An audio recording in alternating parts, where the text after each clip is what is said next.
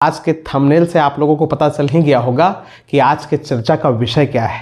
और साथ ही आप लोगों के लिए एक बड़ी खबर है कि जब से लालू यादव का बयान सोशल मीडिया पे वायरल हो रहा है, तब से आधार सुधार केंद्रों पे लोगों की संख्या बढ़ गई है और उनमें से 90% लोग जो हैं अपने पिताजी का यानी कि अपने बाप का नाम चेंज करवा रहे हैं, समझे। और चेंज करवा करके ना एक ही नाम रखवा रहे हैं। तो इस बात पे मैं ज़्यादा टिप्पणी नहीं करूंगा। मैं आप लोगों को एक बात याद दिला देना चाहता हूं कि किसी महापुरुष ने आज से कई साल पहले ही कह दिया था कि कुछ दिन बाद कुछ लोग ये भी कहेंगे कि पता नहीं उनका जन्म पहले कब हो गया था, लेकिन उनका बाप जो है उनको 2014 के बाद मिला है, समझे। तो जिन लोगों ने लालू यादव के पूरे बयान को सुना था वे आधार सुधार केंद्र पे चले गए, और जिन लोगों ने उनके आधे अधूरे बयान को सुना यानी परिवार तक ही सीमित रह गए, उन्होंने अपने ट्विटर यानी कि वर्तमान एक्स पे अपने प्रोफाइल नेम के आगे मोदी का परिवार लगा दिया है और फेसबुक अकाउंट पे भी, समझे ना। और साथ ही आज का जो चर्चा का टॉपिक भी यही है कि मोदी जी का परिवार कौन है, समझे। हर बार जब कभी हमला होता है मोदी जी पे, जब मोदी जी देखते हैं कि हार होने लगा है तो वो आम आदमी को अपना परिवार बना लेते हैं, लेकिन उससे पहले जब संसद भवन में बैठते हैं, जब निर्णय लेते हैं, तो उस समय आम आदमी कहीं नजर नहीं आता उनके परिवार में, समझे। सिर्फ ब्यूरोक्रेट, सिर्फ बलात्कारी, सिर्फ भ्रष्टाचारी, यही सारे लोग उनके परिवार में शामिल रहते हैं उस समय। अभी फिलहाल जो जामनगर एयरपोर्ट का मसला है, आप देख लीजिए कि अंबानी के बेटे के शादी के लिए एक डिफेंस एयरपोर्ट को, जो सुरक्षा एयरपोर्ट है जिसपे सैन्य कार्रवाई होती है, जिसपे सैनिकों का कुनबा रहता है, उस एयरपोर्ट को क्या किया गया है, तो इंटरनेशनल एयरपोर्ट 10 दिन के लिए कर दिया गया है, समझे। अब आम आदमी के लिए क्या किया जा रहा है वो भी देख लीजिए कि किसान और जवानों को आमने सामने कर दिया गया है लड़ने के लिए। शंभू बॉर्डर की स्थिति को देख लीजिए आप, समझे। वहीं आप राम रहीम को देख लीजिए, उनके परिवार का एक और सदस्य राम रहीम, बेचारे 2022 से लेकर के 2024 तक 220-25 दिन का पैरोल उन्हें मिला है 2 सालों में। जो कामगार हैं, जो नौकरी करने वाले लोग हैं, उनकी भी छुट्टी लगभग 2 साल में 200 दिन नहीं होती है, समझे। तो उनको 220-25 दिन का पेरोल मिला है 2 सालों में। तो आपका अंबानी जी उनके परिवार में हैं, उनके परिवार में राम रहीम हैं, उनके परिवार में बलात्कारी हैं। बीएचयू के तीनों बलात्कारी को आप अच्छे तरीके से जानते होंगे।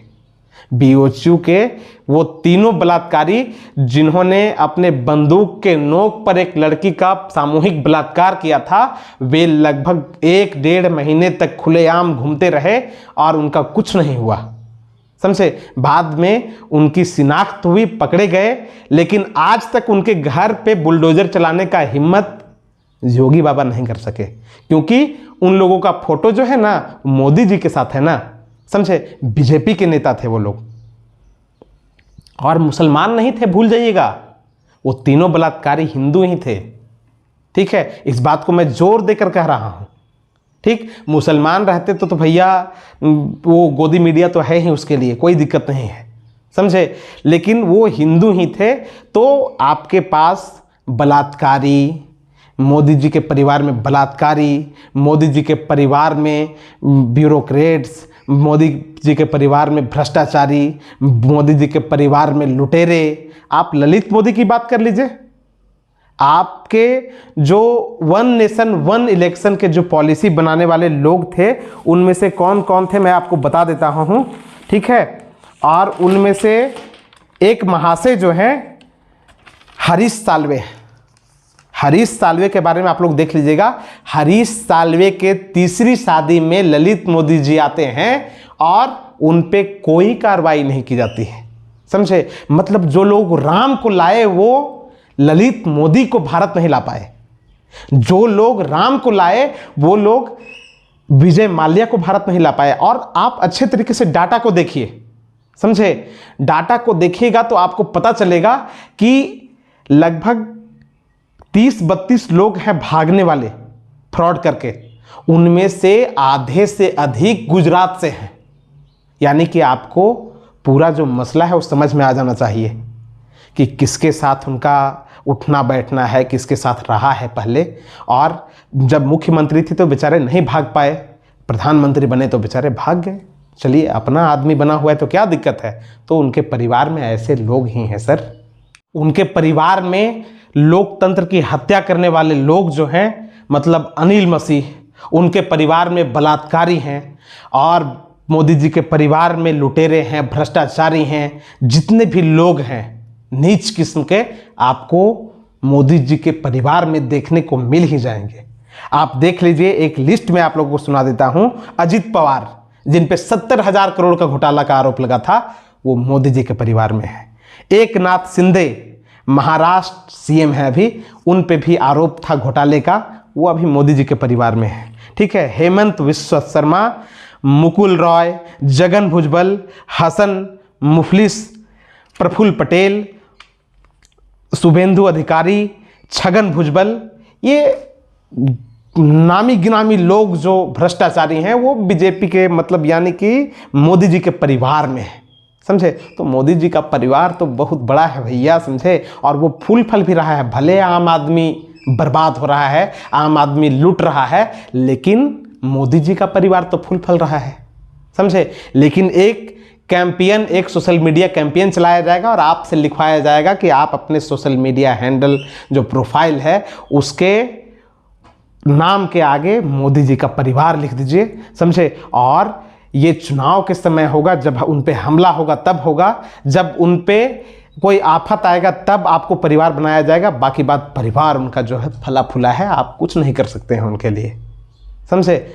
वहाँ पे अंबानी जी हैं, वहाँ पे अडानी जी हैं। एक इलेक्टोरल बॉन्ड का हिसाब देने में मोदी जी की फट जाती है। अरे भैया मोदी जी, अब गलत मत समझ लीजिए, हिसाब की डायरी में बोल रहा हूँ। आप देख लीजिए, 6 तारीख टाइम दिया गया था एसबीआई को, और वो 30 जून का टाइम मांग रहा है, क्योंकि चुनाव हो जाना चाहिए। आप अच्छे तरीके से जान लीजिए कि 2019 के चुनाव में भी इसी तरह का मामला हुआ था। 2 साल पुराना, मतलब 2017 से लेकर 19 तक का बेरोजगारी डाटा जो था वो जारी नहीं किया गया था। 2017 से लेकर के 19 तक का जो महंगाई डाटा था वो जारी नहीं किया गया था, समझे। मतलब आंकड़े छुपाए गए, चुनाव हुआ उसके 2 महीने के बाद तुरंत आंकड़े रिलीज कर दिए गए। क्यों पता है? क्योंकि आंकड़ों से बहुत कुछ होता है। मोदी जी भ्रष्टाचारी नहीं हैं। भ्रष्टाचारी कहाँ कह सकते हैं उनको, वो सिर्फ और सिर्फ भ्रष्टाचार बेचारे देख करके दूर से चुप रहते हैं, समझे।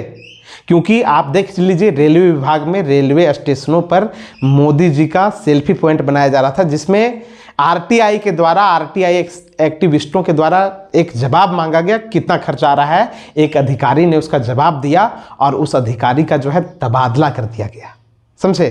कैग, जिसके रिपोर्ट पे पहले सरकार बनती थी, बिगड़ती थी, गिर जाती थी, वो कैग को पंगु बना दिया गया है, आरटीआई को पंगु बना दिया गया है। आप देखिए ना, आपदा को भी अवसर में बदला जा रहा है। मोदी का परिवार, बीएचयू के 3 बलात्कारी हैं। मोदी के परिवार में आपको तरह तरह के लोग मिल जाएंगे, समझे। राम रहीम मिलेंगे, अंबानी मिलेंगे, बृजभूषण सिंह मिलेंगे, बीएचयू के बलात्कारी मिलेंगे। मतलब एक बात तो तय है कि आज तक के वैश्विक पटल पे पहले प्रधानमंत्री हैं जिनका सबसे ज्यादा बलात्कारियों के साथ फोटो हो गया है, समझे। मतलब वर्ल्ड के ये पहले प्राइम मिनिस्टर है प्रधानमंत्री मोदी जी कि उनका जो है फोटो वो बलात्कारियों के साथ, सबसे ज्यादा बलात्कारियों के साथ है, समझे। ऐसे कोई भी प्रधानमंत्री आज तक नहीं हुए जिनका इतने बलात्कारियों के साथ फोटो। तो ये भी नाम का ही बात है भैया, Guinness book of world record में इनका नाम आना चाहिए मोदी जी का, कि इनका फोटो जो है सबसे ज्यादा बलात्कारियों के साथ फोटो खिंचवाने वाले प्रधानमंत्री अगर कोई है तो वो आपके नरेंद्र मोदी जी हैं, समझे। तो मोदी जी का कहना ही क्या है, उनका तो कहानी ही निराला है। मतलब इस ग्रह के तो हैं ही नहीं भैया, वो तो दूसरे ग्रह से आए हैं, अवतार हैं, समझे। लेकिन अवतार के बारे में आप लोगों को बता दूं कि अगर मोदी जी अवतार हैं कुछ नहीं करके भी, तो आप इतना बात अवश्य जान लीजिए कि भले घोटालों का आरोप लालू यादव पे सिद्ध हो गया हो, लेकिन कुछ तबकों के लिए, ओबीसी के लिए, पिछड़ी जातियों के लिए वही अवतार हैं। क्योंकि झारखंड, बिहार से लेकर के उत्तर प्रदेश तक में सीना तान करके चलने का जो सामर्थ्य है पिछड़ी जातियों में, वो किसी ने अगर दिया है तो लालू यादव है। समझे? आज आपको धर्म के नाम पे बरगलाया तो जरूर जा रहा है। आपके बेटे जो हैं वो धर्म का झंडा लेकर के आगे रहें, और जो नेताओं के बेटे हैं, जो अमित शाह के बेटे हैं, वो कहां रहेंगे? बीसीसीआई के चेयरमैन में चेयरमैन ही करेंगे। समझे? जिनको 2 अक्षर बोलने का अकल नहीं है, 2 अक्षर भी बोलते हैं ना तो हमारे गांव का जो अनपढ़ आदमी है ना, उससे वो भी उससे अच्छा बोल देगा। समझे? मतलब समझिए कि कितना अनपढ़ आदमी को बनाया गया है, जो 2 अक्षर देख करके भी नहीं बोल सकता है अच्छे तरीके से। समझे? ऐसे आदमी को बीसीसीआई का चेयरमैन बना दिया गया है। तो इसके आगे क्या कहना है परिवार के बारे में? मोदी जी का परिवार फूल फल रहा है और आम आदमी बर्बाद हो रहा है। ठीक है? तो मोदी जी के परिवार को अगर फुलाना है, फलाना है, तो 2024 में फिर से उनको वोट दीजिए। समझे? कोई दिक्कत नहीं है। बर्बादी का मंजर जो है अगर देखना है तो फिर से कोई दिक्कत नहीं है, आप दीजिए, आप आज़ाद हैं। और मोदी जी के लिए सिर्फ मेरे मन में, मेरे जहन में एक ही कविता आती है, जो डलहौजी न कर पाया वो ये हुक्काम कर देंगे, कमीशन दो तो हिंदुस्तान को नीलाम कर देंगे। ये वंदे मातरम का गीत गाते हैं सुबह उठकर, मगर बाजार में चीज़ों का दुगना दाम कर देंगे, कमीशन दो तो हिंदुस्तान को नीलाम कर देंगे। जय हिंद, जय भारत, वंदे मातरम। और मोदी जी का परिवार तो धन्य है ही भैया।